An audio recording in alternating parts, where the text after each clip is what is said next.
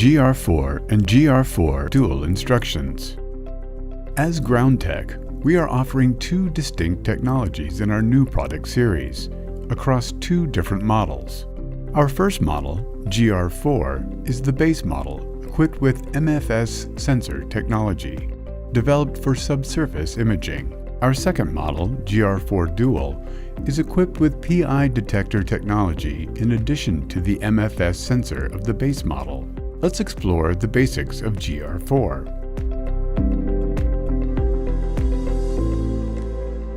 There are three control pieces on the front side of the device. The screen allows you to see clearly all the data gathered during the search. Moreover, it allows you to access the menus, to switch between analysis screens, and to manage all user interface controls. Direction buttons allow you to move through the menu parameters to select and adjust various device settings and perform shortcuts such as muting the device and turning the sound back on. They make fine-tuned control during setting modifications possible and help you easily access settings during detection. Power Select button. This button functions as both selector and power button. A short push selects menu parameters, while a push and hold switches the device on or off. At the back of the device handle, there is a trigger button that is pressed to calibrate the device. This button also starts data transfer in the manual mode, and in the automatic mode, it allows the data transfer to continue once each path segment is stepped. At the top surface of the device, there is a silicone protective cover. Under the cover, there are two connection ports. One of these ports is the headphone jack, which allows you to listen to the audio feedback from the device during detection. The second connection is the Type-C charging port. The device functions with a lithium-ion battery charged by a 5-volt 3-ampere charger. You can charge the device through the Type-C port. Always charge the device using its original charge adapter. Now, let's return to the control panel. Press and hold the power switch for 2 seconds to turn on the device. Switch between menu options by pressing the upward or the downward arrow.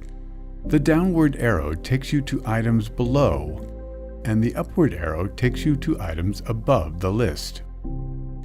Once you select the menu item of your choice, you can press the Select button to enter. To quit the selection or to move backward in the menu, press and hold the upward arrow button. Pushing the downward arrow button mutes or unmutes the device. Press and hold the center button to turn off the device.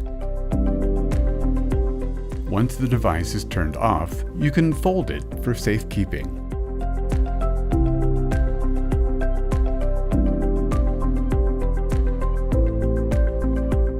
Before starting the search, it is important to mind some environmental and operational factors that can directly influence the outcomes of the detection. First of all, you need to be well informed about the field that you will be running a search. The historical background of the land, its ground type, whether there was a prior human settlement in the field should be evaluated beforehand. There should not be any high voltage lines, power lines, base stations, devices with high magnetism, speakers, and magnets within at least 50 meters of the terrain search. Moreover, any heat sources, radio transmitters, solar energy systems, earth minerals, loose soil formation, salt and water presence may negatively alter the detection results. For the detections not to be affected by magnetic fluctuations, it is recommended that the terrain should be scanned along the north-south axis. The axis should be traced from north to south, or from south to north.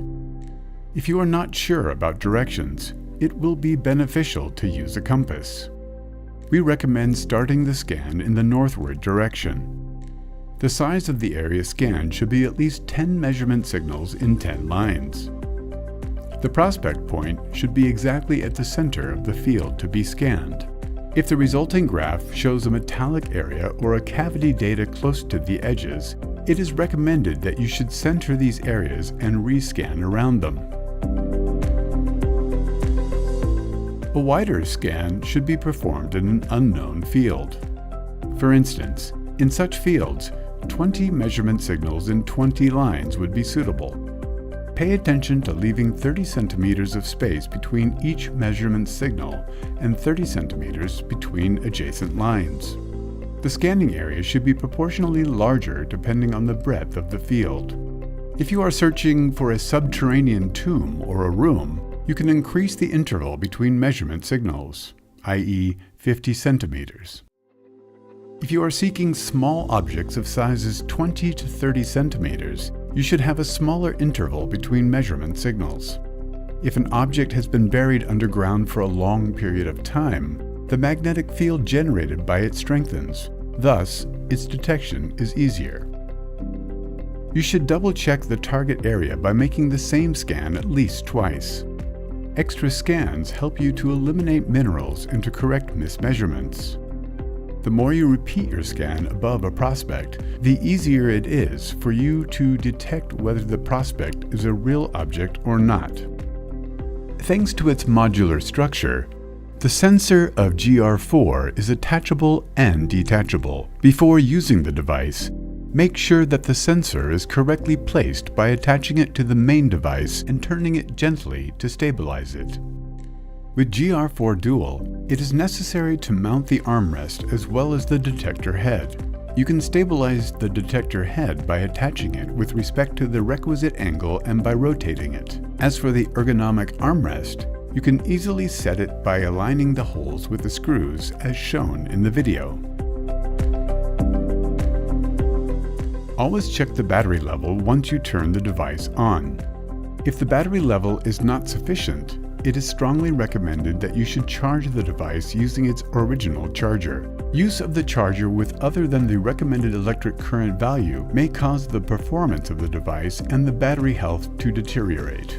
Once you have checked the battery level, you may proceed with device operation. You can choose the device language during setup. You can make the date setting in day, month, year, or month, day, year order. You can set the device clock to show time in 12 hours or 24 hours. The date and time settings are saved together with the files. You can complete the setup by making the rest of the adjustments. You can configure your device from the settings in the menu to adjust the sound, light, and other settings of the device to your preference. After these steps, your device is ready for scanning. Keep in mind that the device should avoid vibration and should be perpendicular to the ground while scanning. The device should be 10 to 15 centimeters above the ground and should be kept that way during scanning. Do not lower or raise the device while taking measurements.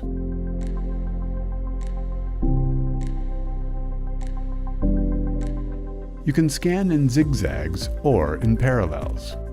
When you finish scanning a line, the next line in the path should be parallel to the prior. The device should not be tilted during scanning.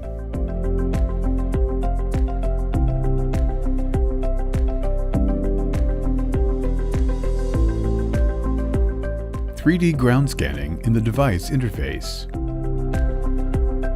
When you are ready to search, you can switch the device on by pressing the center button. For ground scanning in 3D, enter the 3D ground scanning section in the device home screen. 3D ground scanning allows you to plot a 3D graph based on the measurements of the terrain. You can navigate through settings located in the 3D ground scanning menu by pressing upward and downward arrow buttons. By pressing the leftward and rightward arrow buttons, you can switch between settings and make adjustments. There are two scanning modes of the ground scanning function, namely automatic and manual. In the manual mode, you should press the trigger button on the device for every step you take. As for the automatic mode, you need to press the start button at the beginning of each line of the path. Before starting to scan, you should set the scanning mode as automatic or manual. You can perform a zigzag or parallel path in the parallel scanning mode. The starting point of every line of the path should be right next to the starting point of the prior line and in the same direction. In the zigzag scanning, lines should be scanned in a back and forth manner.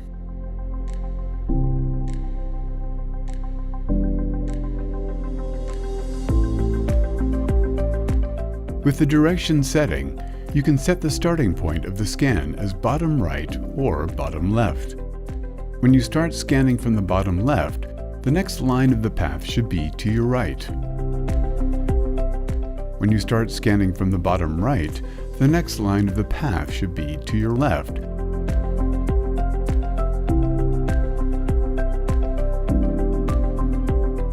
Line setting is used to input the number of lines that you will scan, i.e. 10 lines. There should be at least 20 to 30 centimeters between each line. Step setting is where you input the number of steps you will take to scan the part of the field depending on its size, i.e. 10 steps. There should be approximately 20 to 30 centimeters gap between each step. If you increase the size of the gap, it will be more difficult to detect small objects. Once the settings are made, you should press the center button to go to the scanning screen. On this screen, you should press the center button to begin scanning, or press and hold the upward arrow button to return to the settings screen. Your scan should be completed between the start and the end of each line of the path. Once the input number of measurement signals for every row is completed, the scan of the next line should be started. You should confirm by pressing the center button to move to the next line. Once the field scan is complete, the preview of the 3D image of the scanned area is displayed. Data Analysis On-Device Interface. Depending on the measurements obtained during scanning, you will see green, red, yellow, and blue areas on your screen. Underground cavities, soil fillings, and voids in blue. All metallic and highly magnetic objects will be mostly red and sometimes orange. Soil without any anomaly will be shown as green. Mineralized soil and objects with relatively low magnetism can be seen in yellow and orange.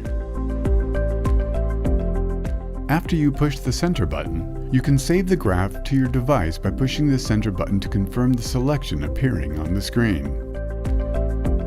In order to view the saved data on the device screen, you should press and hold the upward arrow button to return to the main menu, and press the downward arrow button to go to the Files section.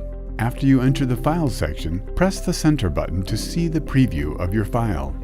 By pressing the same button again, you can analyze the preview according to its colors. If the file that you have opened is not the one you are looking for, you can quit the preview to skim through the other files to select the intended one. If you want to delete the file, you can press the center button to view the Delete option and press it again to confirm the delete action. A message asking if you are sure about deleting the file will appear, and if you are sure, you can select Yes to delete it permanently. If you do not want to delete, you can continue with the No option and return to the main menu by pressing and holding the upward arrow button.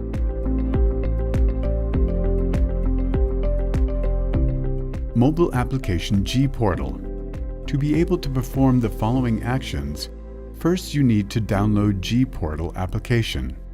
It is possible to download G-Portal app from App Store for iOS devices and from Google Play Store for Android devices. Once the application download is complete, you can access the app from the user's interface of your mobile device. After you download the app to your mobile phone or tablet, you need to create a personal account and have a wireless connection to your GR-4 device. When you run the app for the first time, you will view a screen that asks you to sign up to a new account or sign in with your existing account. If you are using the app for the first time, you need to select Create Account to sign up to a new personal account. After you enter the necessary information and complete the sign-up, the app directs you to the main page, where you can continue to connect your GR-4 wirelessly. On the main page, you need to set up a wireless connection between your mobile device and GR-4. To establish this connection, the operating system will require you to give some permissions, which can be found in the Permissions section of the Settings menu. These permissions are about file saving and location settings. GR-4 or G-Portal does not save or use your location data. These permissions are solely necessary for Android and iOS to allow wireless data transfer. Once you select Allow for the permissions, restart your search for wireless connection by selecting Add Device option on the main menu. Choose GR-4 from the list. Once the established connection message appears, you are set. This procedure is only necessary for the initial setup. From now on, the device will be connected automatically. On the left-hand side of the main page, there are the volume and luminosity adjustment icons, below which there are the battery charge level and device and mobile device synchronization icons. You can search for the device using the Bluetooth icon at the side of the screen, and you can change your language preference. Using the icons below the interface, you can return to the main page and quickly access the ground scanning. You can access the scanning menus, files, and settings using these icons. In order to run the 3D ground scanning using your mobile device, you can select the scanning menu icon to access the menu. On the main menu, you will view 3D ground scanning, live scanning, and detector menus. To perform 3D ground scanning, you can choose 3D ground scanning from the menu. 3D ground scanning via mobile app interface. Three-dimensional ground scanning, depending on the measurements of your ground of choice, allows you to create a 3D graph. You have to make necessary settings on the appearing screen. Ground scanning has two different scanning functions, namely automatic and manual. Scanning mode. This option allows you to determine how the device will perform the scan. If manual is selected, you need to press the Start button of the device for each step. If automatic is selected, the device scans every point with a preset latency. You should set the scanning mode either automatic or manual before starting the scan. You can select the scanning mode from the path setting. In the parallel scanning mode, the starting point of every line of the path should be right next to the starting point of the prior line and in the same direction. In the zigzag scanning, lines should be scanned in a back and forth manner.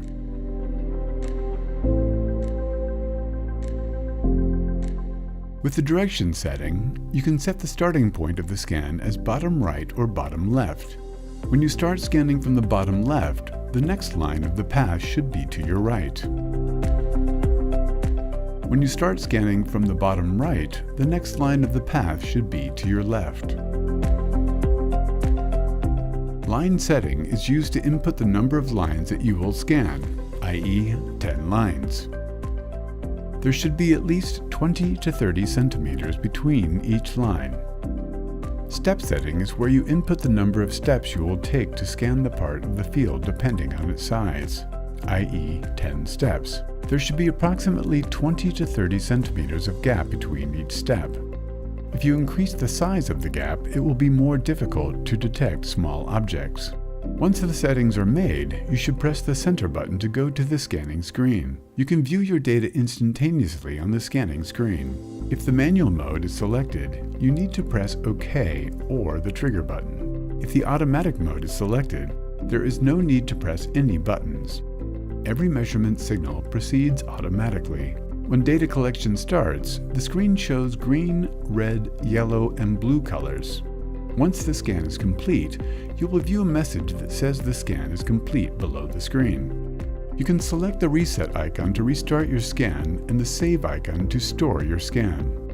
When you select save, you need to enter a file name for this file. You can either name your file yourself, or you can use the preset name to complete saving. You will be directed to the File section once your file is successfully saved. Data analysis on the mobile app interface.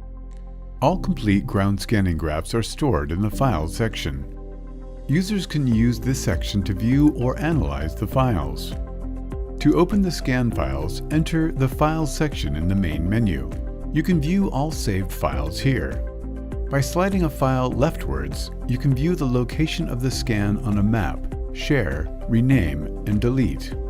You can create a favorites list for your scans, view each scan in detail, and arrange your files. If you enable Auto Backup, your files will be saved on the cloud account with which you enter the application. You can view the scan data to analyze it. All metallic objects and most objects with high magnetism will be shown in red, some in orange. Cavities, filled spaces, and underground voids will be in blue, while soil without any anomaly will be viewed in green. Mineralized soil and objects with low magnetism will be indicated in yellow or orange. While analyzing the graph, you should pay attention to the colors and shapes. Metallic objects have distinctive and clear shapes, while mineralized structures generally appear scattered and not in a clear form.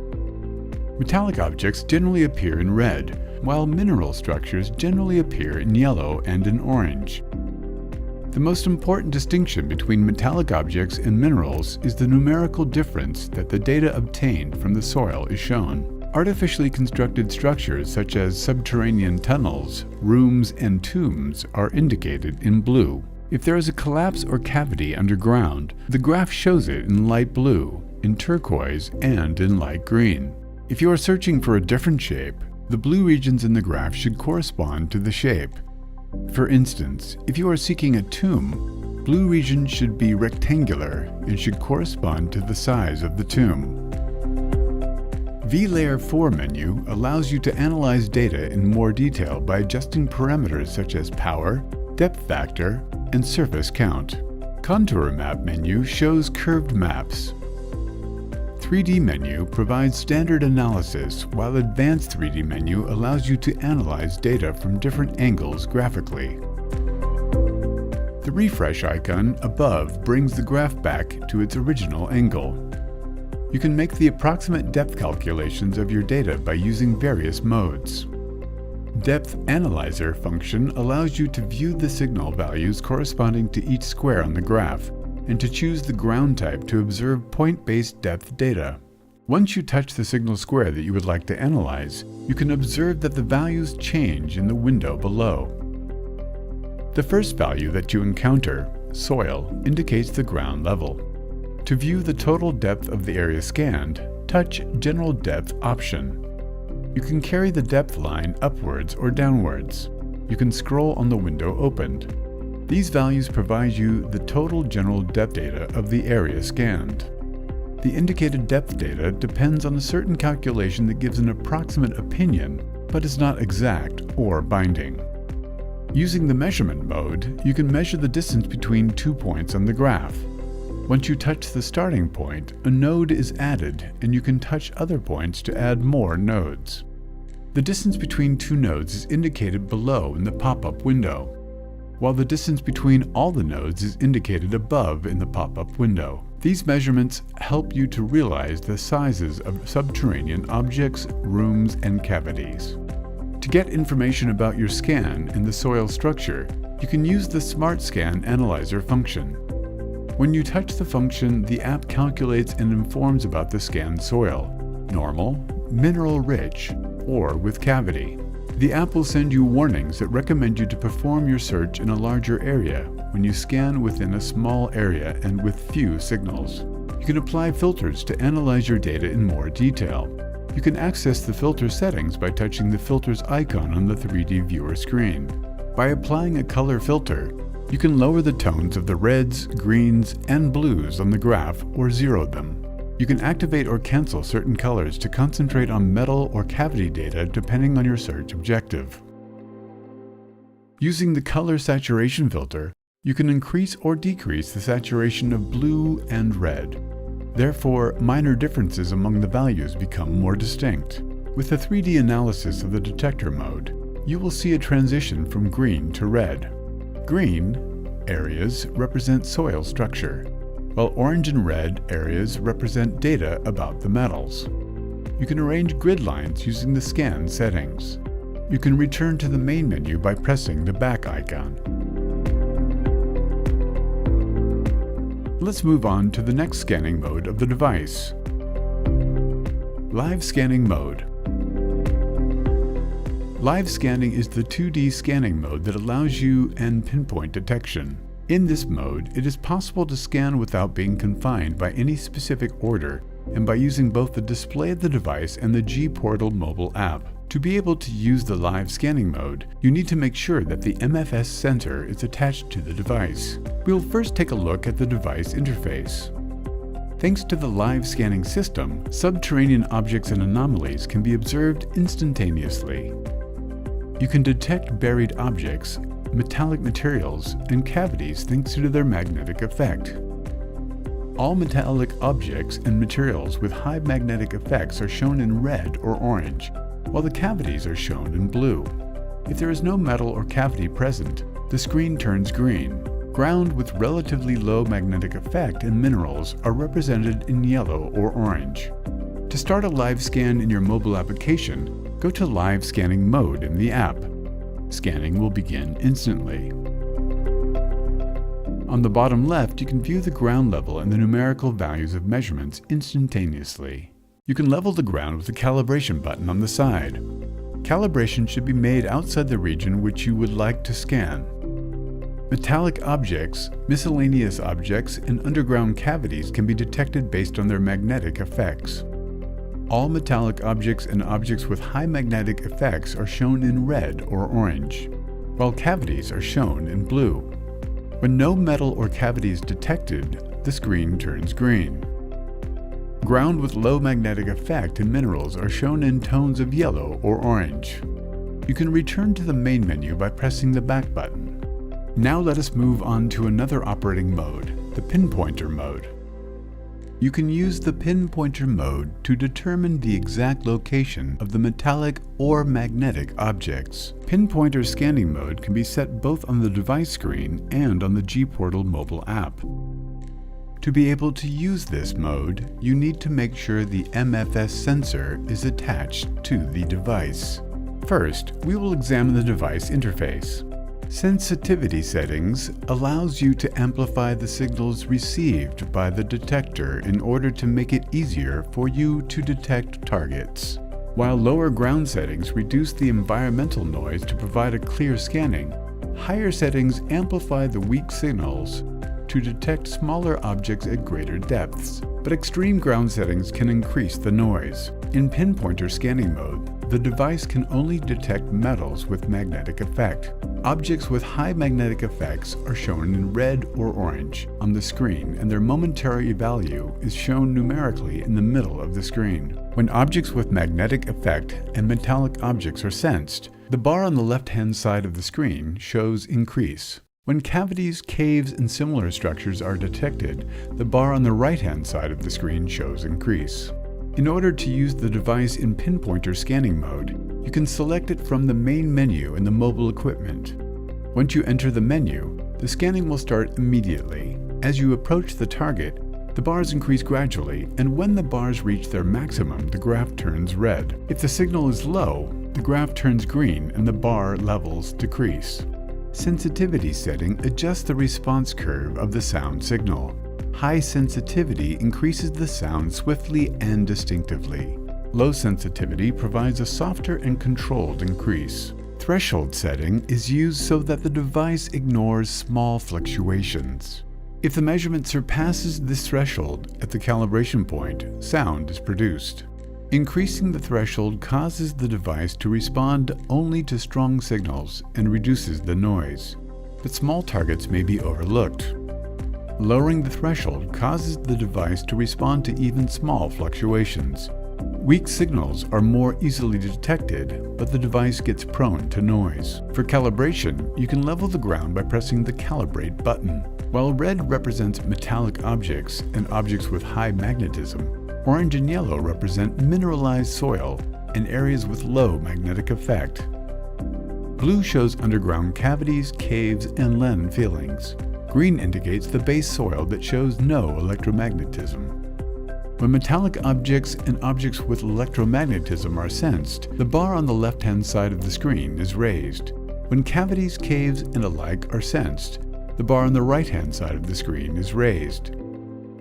Now let us turn off our GR-4 and move on to our GR-4 Dual. Operating GR-4 Dual.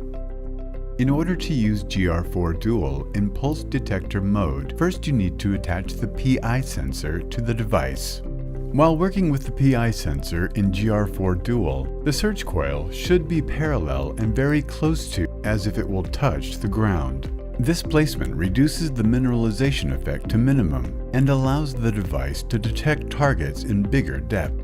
To do manual balancing, the trigger should be pressed. You can turn on Dual in the same manner as GR-4 by pressing and holding the center button. As in GR-4, you can use the PI menus both on the device and on a mobile. Among the menu items of GR-4 Dual, we will first examine the Advanced Scan mode. When the Advanced Scan mode is selected, the device first calibrates automatically. When the menus of GR-4 are entered, automatic balancing is conducted. To do manual balancing, the trigger should be pressed. During calibration, the search coil must be kept perpendicular to the ground and should not be moved. Once the calibration is complete, the device launches the scanning screen. Metals detected during the scan are shown in the metal bar below the screen, and the signal strength in percentage is shown on the right corner of the screen. If the metal is non-ferrous, the value bar on top of the screen turns to non-ferrous. If it is ferrous, then the bar turns to ferrous, and the bars on the right-hand side are raised to detection level. Ground settings determine the ground balancing tolerance. If the field contains various ground types or the mineralization is not homogeneous, the detector can have difficulty in distinguishing metal from mineral. In such cases, you can set the ground level according to the ground type. Value 0 represents clean ground, while higher values represent mineralized ground. To change the ground setting, you can use the leftward and rightward arrow buttons. To access advanced settings, you can press the downward arrow button. In the ground sound mode, the detector continuously produces a background sound, and as the ground or the target changes, the tone changes. Weak signals are received more precisely. If this mode is off, the device beeps only when the target is detected and remains silent at all other times. The ground tracking setting runs the system stably and reliably on low mineral ground, while on high mineral ground it may not. For this reason, it is not recommended to keep this mode on. Sensitivity setting amplifies the signals received by the detector to facilitate locating targets. Lower settings reduce the environmental noise, while higher settings amplify weak signals for the detection of small and deeply buried objects, but very high settings may increase the noise. Now let us perform this operation on the mobile app. The menus concerning PI are located within the Detector menu. Now let us enter Advanced Detector menu. When Advanced Scan mode is selected, the device automatically calibrates first. During calibration, the search coil should be kept parallel to the ground and should not be moved. When calibration is complete, the device directly moves on to the scanning screen. Manual calibration can be made by pressing the trigger or calibration button. In this mode, the user can change depth and sensitivity settings. Detected metals are shown in the metal bar above the screen, and the strength of the received signal is shown in percentage on the right corner of the screen. When metal is detected, depending on the size and proximity of it, the screen turns from green to red. Detected metal being non-ferrous or ferrous is indicated on top of the screen. G&D setting determines the minimum signal level that the detector can measure. It should be set in accordance with the ground structure and target size. Sound setting allows you to set the feedback sound that you hear. Ground tracking feature works in a stable manner when the ground mineral amount is low to increase reception sensitivity, but it can work in an unstable manner on a ground with a high mineral amount, so that it is recommended not to keep it on. Sensitivity setting amplifies the received signals to facilitate target detection. Low settings reduce the noise, while high settings help detection of small and deeply buried objects, but may increase the noise. Now let us examine the Fast Scan menu on the device. When Fast Scan mode is selected, the device automatically calibrates. During calibration, the detection head should be parallel to the ground and should not be moved. Once the calibration is complete, the device directly switches to the scanning screen. It is also possible to calibrate the device manually by pressing the trigger button. When metal is detected, the circular bar in the middle of the screen is raised depending on the proximity and the size of the metal.